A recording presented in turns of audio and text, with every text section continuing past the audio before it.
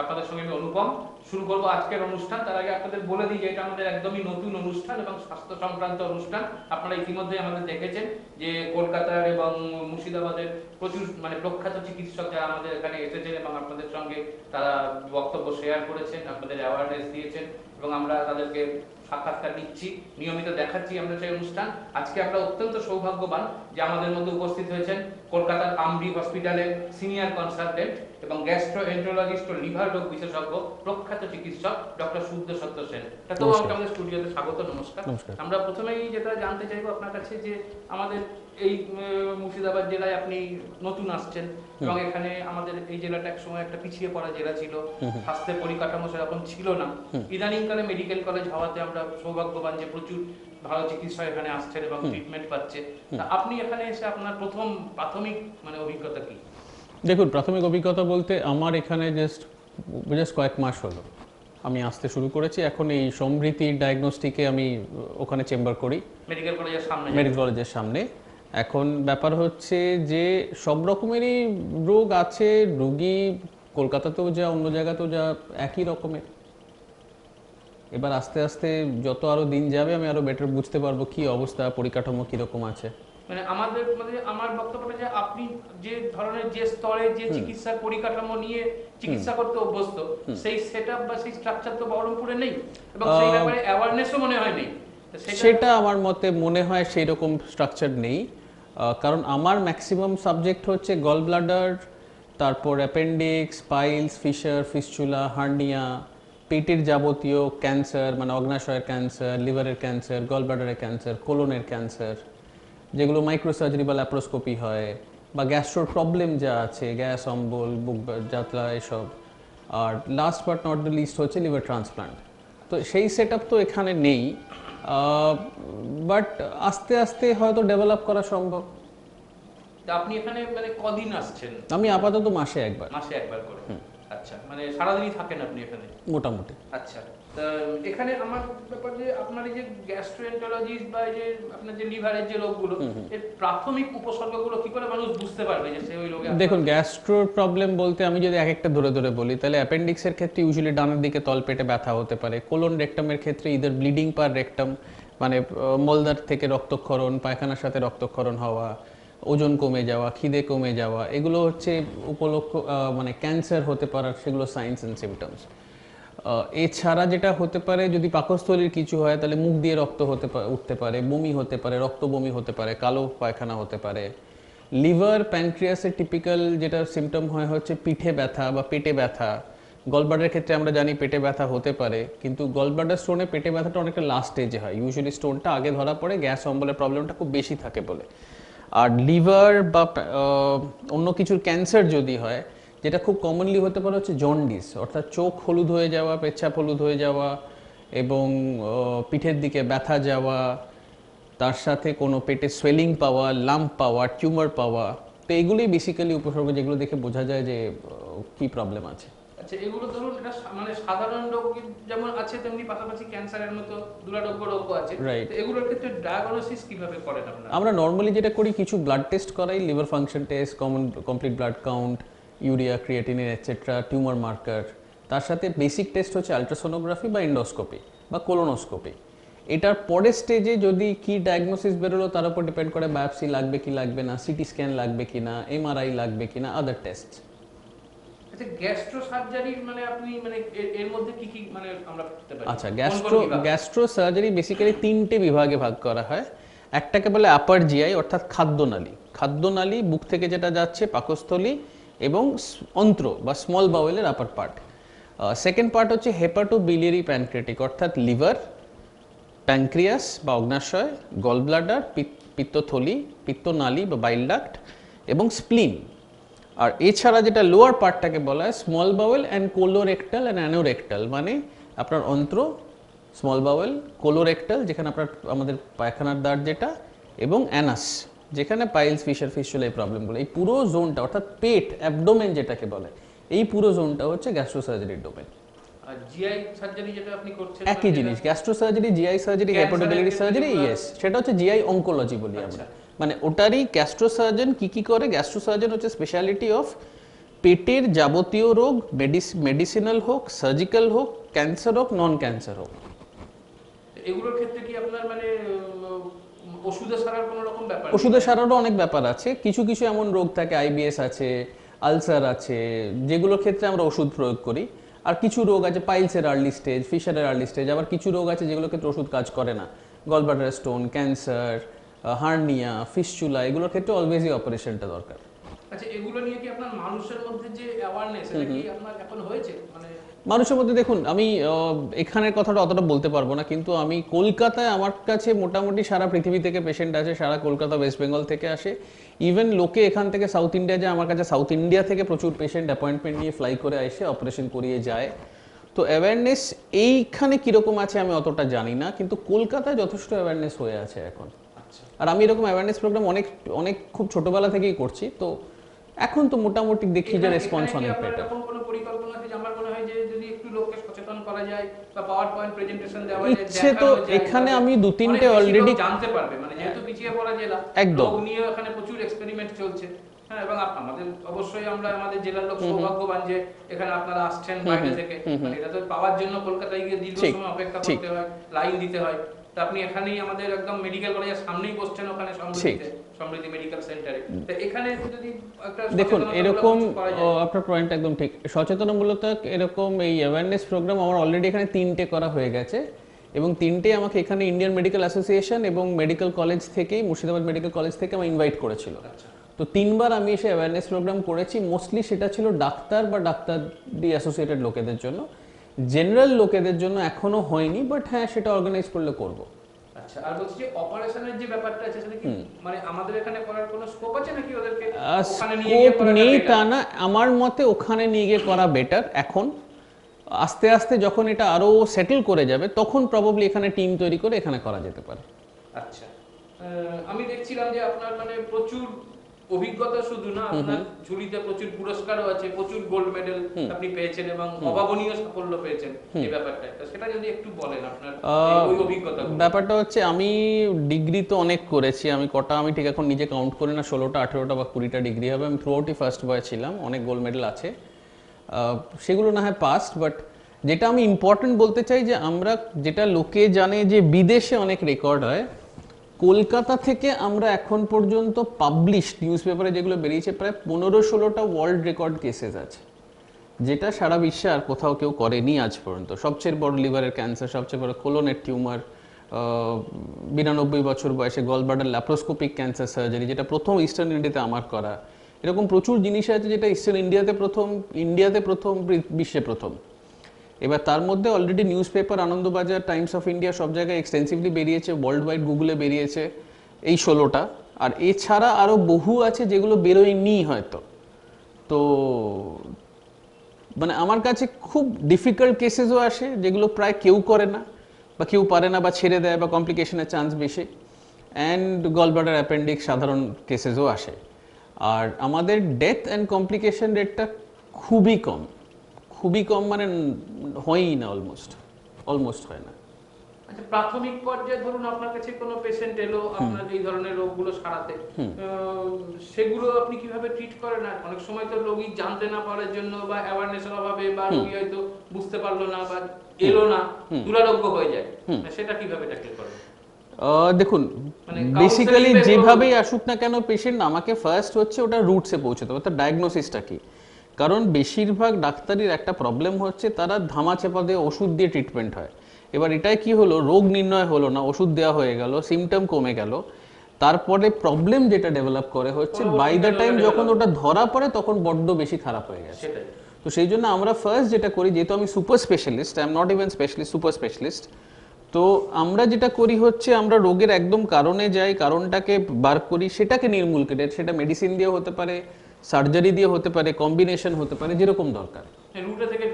একদম রুট থেকে গিয়ে একদম প্রপার ট্রিটমেন্ট, যেটা ওয়ার্ল্ড ওয়াইড যেটা অ্যাকসেপ্টেড ট্রিটমেন্ট, সেটা। আচ্ছা, দেখো আমাদের ছোট্ট একটা বিরতি নেবার সময় হয়েছে, আমরা ফিরে আসছি বিরতির পর। আপনাদের বলবো দেখতে থাকুন সত্যাম হেলথ টিপস, ফিরে আসছি ছোট্ট একটা বিরতির পর। কথায় বলে স্বাস্থ্যই সম্পদ। স্বাস্থ্য নিয়ে যেমন উদ্বেগ বাড়ছে প্রতিদিনই, তেমনি শরীরের রোগ নিয়েও বাড়ছে দুশ্চিন্তা। কি বলছেন ডাক্তারবাবুরা, বিশেষজ্ঞ চিকিৎসকেরা? সরাসরি স্টুডিওয় সাক্ষাৎকার, আলোচনা, প্রশ্ন উত্তরের মাধ্যমে জেনে নেওয়া হার্ট থেকে কিডনি থেকে নিউরো, নেফ্রো বা ইউরো, পেডিয়াট্রিক্স, গাইনোকোলজি বা সাইকোলজি, ব্লাড সুগার, প্রেশার হোক বা স্কিন প্রবলেম, নানা রোগ উপসর্গ নিয়ে নানান পরামর্শ। আমাদের প্রশ্ন উত্তর দেবেন চিকিৎসকেরা, সেই সঙ্গে হেলথ কেয়ার ইন্ডাস্ট্রির বিশেষজ্ঞ ও পরিচালকরা। মুখোমুখি স্টুডিওয় সত্যম হেলথ টিপস। চোখ রাখুন সত্যম নিউজের পর্দায়, একটি সত্যম ডিজিটাল উপস্থাপনা। কি ঘটছে আপনার চারপাশে, কি ঘটছে জেলায়, রাজ্যে অথবা দেশে? কি বলছে সরকার পক্ষ, নরেন্দ্র মোদী বা অমিত শাহ? কি বলছে বিরোধীরা? অরুণ জেটলি না রাহুল গান্ধী? কার পাল্লা ভারী? কার পালা এবার, নরেন্দ্র মোদী নাকি মায়াবতী অথবা মমতা বন্দ্যোপাধ্যায়? ঘটনা দুর্ঘটনা থেকে সম্মান ও স্বীকৃতি, ক্ষোভ বিক্ষোভ, প্রতিবাদ প্রতিরোধ থেকে শান্তির বার্তা।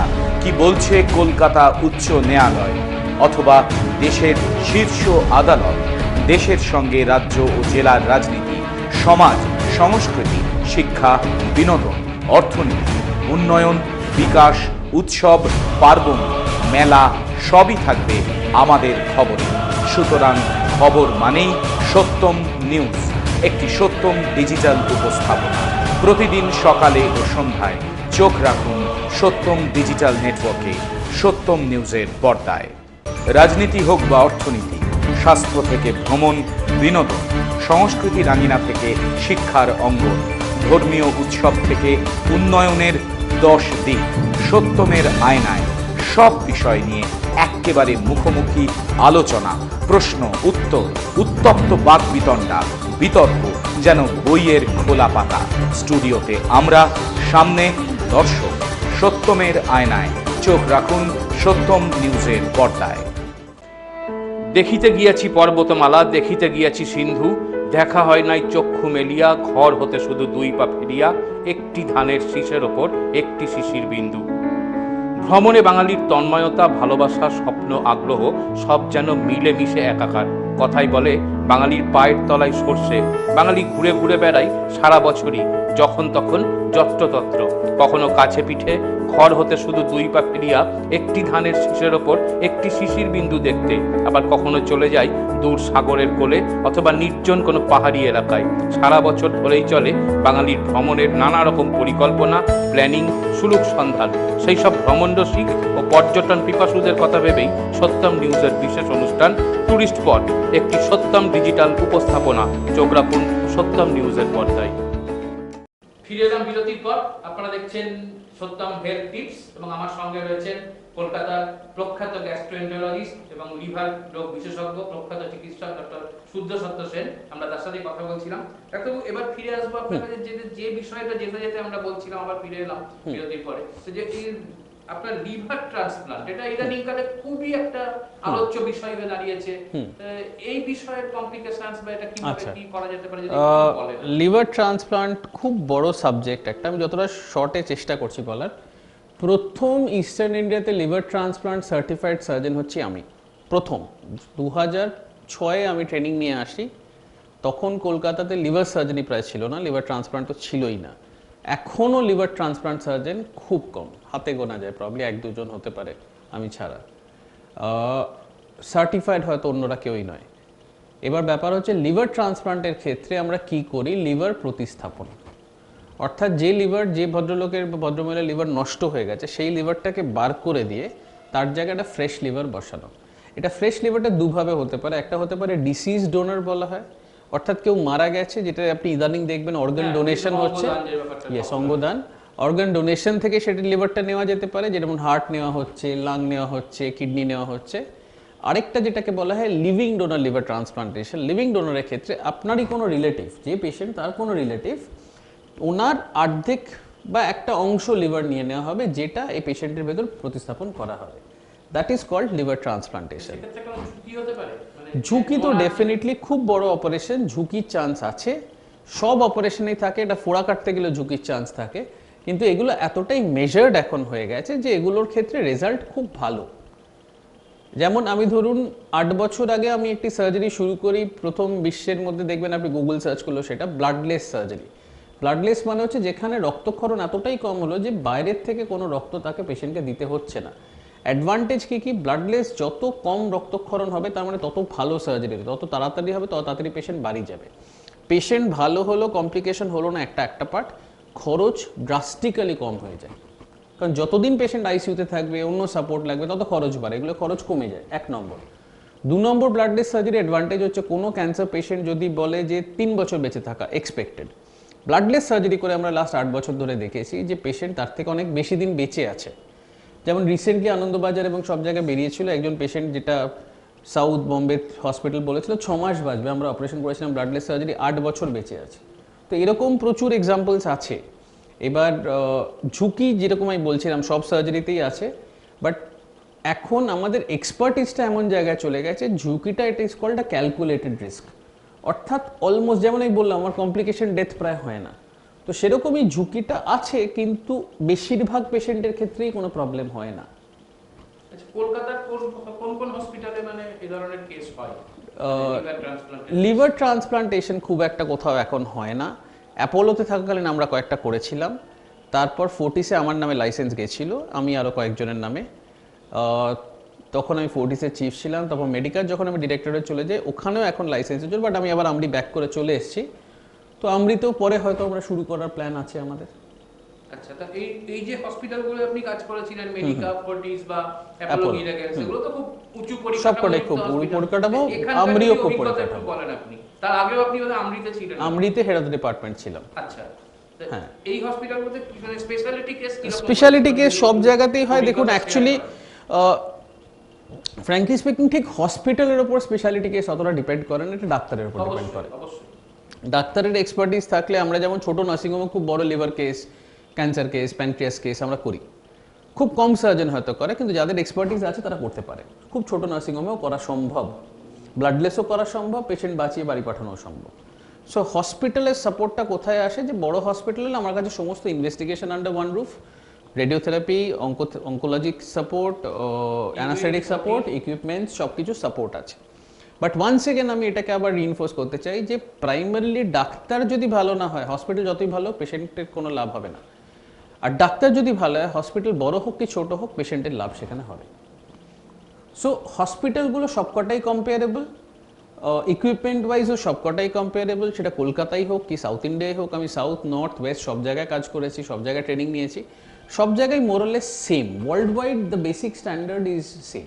এবার আমাদের যদি এখন তো আপনি আমরিতে বসছেন এবং আমরিতে এই অপারেশন গুলো পাচ্ছেন পেশেন্টের ক্ষেত্রে, আমরা আশা করব যে আগামী দিনে আমাদের জেলা থেকেও যে সমস্ত পেশেন্ট যারা আপনার জেলা থেকে ইনফ্যাক্ট প্রচুর পেশেন্ট যায় আমার কাছে। আমি বহরমপুরের অ্যাটলিস্ট সপ্তাহে হয়তো 10-15 জন করে পেশেন্ট দেখি, যার মধ্যে হয়তো 5-8 জন করে সপ্তাহে অপারেশন হয়। বহরমপুরে অনেক পেশেন্ট। পরিকাঠামো সম্বন্ধে যদি একটু ধারণা। আমরির পরিকাঠামো বলতে আমরিতে জিআই সার্জারির জন্য যে আমাদের যা যা দরকার, স্পেশাল রিট্র্যাক্টর, হারমোনিক স্ক্যালপেল, আদার ইনস্ট্রুমেন্টস, ডায়াথার্মি, সব কিছুই আছে। ভালো আইসিইউ আছে, যেরকম আবার আমি বললাম যে আইসিইউ সাপোর্ট আছে, বাট আমার পেশেন্টের খুব একটা আইসিইউ লাগে না, যেহেতু আমরা ব্লাডলেস সার্জারি করি, খুব তাড়াতাড়ি করি, খুব কুইক ক্লিন সার্জারি করি।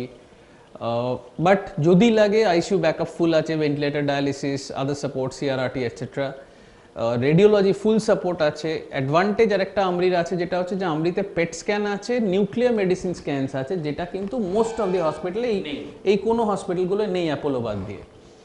আমাদের এক রুফের তলায় রেডিওথেরাপি আছে, কেমোথেরাপি আছে, যেটাও আবার কিন্তু সব হসপিটালে নেই। অর্থাৎ কলকাতায় একটা গ্রুপ অফ হসপিটাল আছে যারা শুধু ক্যান্সার ডিল করে, একটা গ্রুপ আছে যারা জেনারেল সার্জারি বা জিআই সার্জারি ডিল করে। বাট আমরি একটা হসপিটাল অ্যাজ অফ নাও যেটা আছে, যেটা কিন্তু দুটো ইকুয়ালি ডিল করার মতো পরিকাঠামো আছে। আচ্ছা, তা এবার দেখো বক্তব্য যে আপনি আমাদের মুর্শিদাবাদবাসী যারা আছে, যারা আমাদের অনুষ্ঠান দেখেন, সত্যি গোটা মুর্শিদাবাদ জেলা জুড়েই আমাদের অনুষ্ঠান সম্প্রচারিত হয়, তো এখানকার পেশেন্টদের জন্য আপনি কি মেসেজ দেবেন? দেখুন, মেসেজ আমি একটাই দেব যে মানুষ যখন কোনো রোগে আক্রান্ত হয়, প্রথম তো হচ্ছে সে কার কাছে যাবে তার একটা কোয়েশ্চেন মার্ক থাকে। তো সেটা আপনারা অলরেডি এখন জানেন আমি কোথায় আছি বা অন্য ভালো ডাক্তারবাবুরা কোথায় আছে। তো ভালো সিনিয়র রিনাউন্ড ডাক্তারকে চুজ করুন। রিনাউন্ড ডাক্তার বলতে দেখুন তার ডিগ্রি কি আছে, তার মেডেল আছে কি নেই, ডেফিনেটলি ইম্পর্টেন্ট, তাহলে বোঝা যাবে সে কীরকম স্টুডেন্ট ছিল। 3 নম্বর হচ্ছে সে কোন কোন হসপিটালের সাথে অ্যাটাচ ছিল বা কি কি পজিশনে অ্যাটাচ ছিল, তার নামের থেকেও বেশি সুনাম কতটা। নাম একরকম অ্যাডভার্টাইজমেন্ট করেও করা যায়, বাট সুনাম কতটা, তার ব্যাপারে খোঁজ খবর নিন, ইন্টারনেটে পড়ুন, গুগল আছে এখন, গুগল সার্চ করুন, তার কতগুলো নিউজ আছে দেখুন, অ্যাডভার্টাইজমেন্ট না নিউজ, যে কোন কোন পেশেন্টকে সে বাঁচিয়েছে, অ্যাকচুয়ালি সে পেশেন্ট কত রকমের ডিল করে। এগুলো দেখে ফার্স্ট অ্যান্ড ফরমোস্ট হচ্ছে আপনি একটা ভালো ডাক্তার চুজ করুন। তারপরে ওনার গাইডেন্স ওয়াইজ আপনি ডিসাইড করুন যে কোন হসপিটালে করাবেন, কি করাবেন, কারণ সেখানে ফিনান্সিয়ালের কোয়েশ্চেনটা আসে। আর ফিনান্সিয়াল নিয়ে একটা কথা বলবো, সেটা হচ্ছে, এটা আমি সব পেশেন্টদের বলি, যে অনেক মানুষের একটু এখন যেহেতু সবার ফিনান্সিয়াল অবস্থা একরকম হয় না, অনেকেই চায় আমি একটু সস্তায় করিয়ে নেব। তো খুব সিম্পল এক্সাম্পল হচ্ছে, সস্তায় কোনো ভালো জিনিস হয় না। তো যদি আপনি সেটা সস্তা, আর হেলথ তো ডেফিনেটলি না, আমি বলছি না প্রচুর এক্সপেন্সিভ হওয়া উচিত, কিন্তু যেটা দরকার ভালো একটা জায়গায়, ভালো সেট আপে, ভালো ডাক্তারের হাতে যেটা খরচ দরকার সেই জায়গাটা চুজ করুন। কেন, আপনি যদি সস্তার জায়গায় যান, আমি রিসেন্টলি একজন এক্সাম্পল দিচ্ছি, 26 বছরের মেয়ে গলব্লাডার করাতে গেছে, একজন ভালো সার্জনকে ছেড়ে আরেকজন সার্জনের কাছে গিয়ে সস্তায় করিয়েছে, পিত্তনালী কেটে গেছে এবং এখন তার প্রায় 6 লাখ টাকা খরচ করে তাকে বাঁচানো হয়েছে। এবার সে সেখানে অ্যাকচুয়ালি ডিফারেন্স ছিল হয়তো 10-15 হাজার টাকা, তো আলটিমেটলি কিন্তু তার 6 লাখ টাকা খরচ হলো। এটা একটা এক্সাম্পল না, এরকম হাজার হাজার এক্সাম্পল আছে। আপনি একটু খরচ বেশি হোক, কিন্তু আপনার হেলথ ইম্পর্ট্যান্ট। আপনি যদি খরচ বেশি দিয়ে ভালো জায়গায় করান, আপনার ঠিক হয়ে যাওয়ার চান্সটা অনেক বেশি। ঠিক যদি হয়ে যান, আপনি তাড়াতাড়ি বাড়ি যাবেন, আপনার বেড ডিসেবিলিটি ডেজ কম, আপনি অটোমেটিক্যালি লাইফ লং আপনি তার থেকে 10 গুণ রোজগার করে নিতে পারবেন। কিন্তু ধরুন আপনি টাকা কম্প্রোমাইজ করে একটা সাধারণ জায়গায় গিয়ে চিকিৎসা করালেন, আপনার চিকিৎসা ঠিক হলো না, আপনি ঠিক হলেন না, আপনার কমপ্লিকেশন হলো, আপনার খরচ 5 গুণ হবে, আপনার শারীরিক ক্ষয়ক্ষতি হবে, আপনি শরীর ওয়াইজ অনেক ডাউন হয়ে যাবেন, আপনি সারা জীবন হয়তো সেই লেভেলে আর রোজগার করে সেই টাকাটা তুলতেও পারবেন না। তো সেই জন্য অলওয়েজ বেস্ট জায়গা চুজ করুন, এটাই আমার সাজেশন। আচ্ছা, আর এখানে পোস্ট অপারেটিভের কি রকম প্রয়োজন আছে? পোস্ট অপারেটিভ দেখুন, ফ্র্যাঙ্কলি স্পিকিং যে কোনো পেশেন্টের তো লাগেই, কিন্তু সার্জারি যদি খুব ভালো হয় তাহলে পোস্ট অপারেটিভ কেয়ার ইকুইভ্যালেন্ট হলেও ইউজুয়ালি পেশেন্ট ঠিক থাকে। সুতরাং পোস্ট অপারেটিভে মানে এটা বোঝানোর আমার কি বলতে চাইছি সেটা হচ্ছে যে যদি আপনার অপারেশন খারাপ হয়, আপনার পোস্ট অপারেটিভ আপনি যতই খুঁটিয়ে দেখুন না কেন, ক্ষয়ক্ষতি যাওয়ার হতে পারে, কমপ্লিকেশনস হতে পারে। আপনার যদি অপারেশনটাই খুব ভালো হয়, পোস্ট অপ আপনি বেসিক কেয়ারেও আপনি ভালো হয়ে তাড়াতাড়ি বাড়ি যেতে পারবেন। আচ্ছা, আপনি মাসে তো একবার করে এখানে আসবেন, রাইট, সমৃদ্ধিতে বসছেন আপনি মেডিকেল কলেজের সামনে মানকুমারী রোডে, এবং সেখানে আপনার এই সিস্টেমটা কি থাকবে? যারা আপনার সঙ্গে যোগাযোগ করতে চায় তারা কি গোটা মাস ধরে নাম লেখাতে পারবে আপনার কাছে? সেটা আমরা দেখে নেব, আমার মনে হয় সেটা করা সম্ভব। আচ্ছা, সেটা করা সম্ভব, যাতে মানে তারা সেই প্ল্যান আগে থেকে আপনি ডেটটা জানিয়ে আমরা দেবেন? আগে থেকে জানিয়ে দেবো। আচ্ছা, ডেট আমরা আগে থেকে, ইয়েস, নাম লেখাতে পারবে? প্রি অ্যানাউন্স ডেট থাকবে, যাতে পেশেন্ট আগে থেকেই তার বুকিং সমস্ত করে রাখতে পারে। আমরা এতক্ষণ আপনারা দেখছিলেন সত্যমের হেলথ টিপস অনুষ্ঠান। আমরা কথা বললাম কলকাতার আমরি হসপিটালের সিনিয়র কনসালটেন্ট, গ্যাস্ট্রোএন্টারোলজিস্ট এবং লিভার রোগ বিশেষজ্ঞ প্রখ্যাত ডাক্তার ডক্টর সূর্যসত্য সেনের সাথে। তিনি আপনাদের তার মতামত জানালেন, আপনাদেরকে বার্তা দিলেন। আশা করবো আগামী দিনে যে গ্যাস্ট্রোএন্টারোলজিস্ট এবং লিভারের ক্ষেত্রে বিশেষ করে অনকোলজি যে সমস্ত পেশেন্ট আসবেন তারা ওনার কাছে আসবেন, এবং উনি প্রতি মাসে একবার করে সমৃদ্ধি ডায়াগনস্টিক সেন্টারে বসছেন মেডিকেল কলেজের উল্টো দিকে মানকুমারী রোডে, এবং তার নিয়মিত নাম লেখানোর ব্যবস্থা প্রতি মাসে ডাক্তারবাবু দেখবেন। আজকে অনুষ্ঠান আমরা এখানেই শেষ করব। আপনাদের সঙ্গে আবার আমার দেখা হবে সত্যম হেলথ টিপসের পরবর্তী অনুষ্ঠানে অন্য কোনো বিশিষ্ট চিকিৎসকদের নিয়ে। দেখে থাকুন সত্যম ডিজিটাল। নমস্কার।